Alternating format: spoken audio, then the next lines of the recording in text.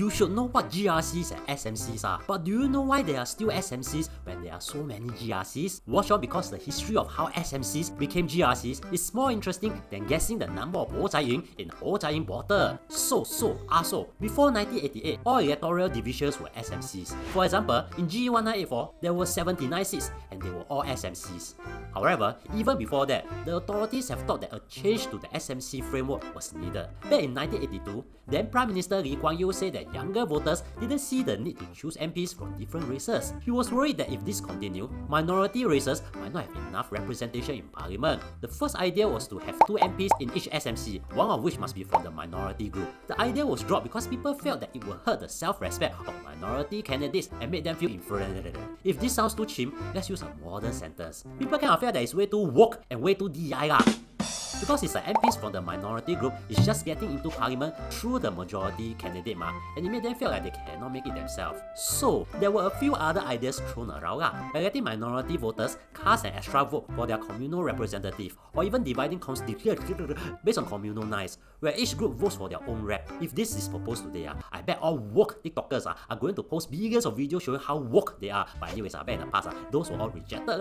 Eventually, the accepted idea is a GRC framework.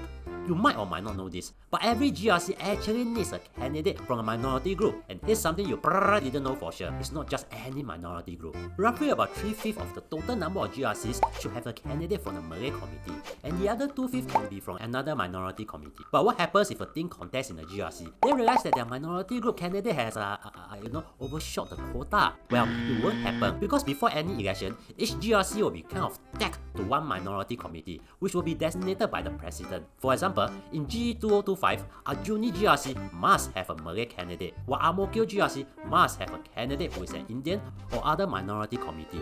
So people cannot just suka just say, okay, I got a minority candidate in my team, can contest. You can see the list for GE 2025 here. Now, interestingly, there's no rule on gender, so technically it can be a full male team or full female team. Usually, it will be mixed but there are teams that are fully male, like Bishan Toa Payoh GRC or Marine Parade GRC back in GE 2020. Okay, so how did the change came about? In 1988, the election changed. Unlike in 1984, whereby all seats were SMCs, there were 13 GRCs and 42 SMCs in GE 1988, which means about 44% of the seats were GRCs. From then on, the number of GRCs grew, and now, for GE 2025, there will be 18 GRCs and 15 SMCs, so about 85% of the seats will be GRCs. Which leads us to this burning question: how many Ho Zai Ying are there in a Ho Zai Ying bottle? Why are there still SMCs there? You see, as of now, the Parliamentary Act requires that there must be at least 8 SMCs at any time. So unless that changes, we'll still see SMCs. Now, if you want to watch what GRCs or SMCs that will be hotly contested in GE 2025, click on any of these videos. And thank you for spending almost 3 minutes with me. I really appreciate it.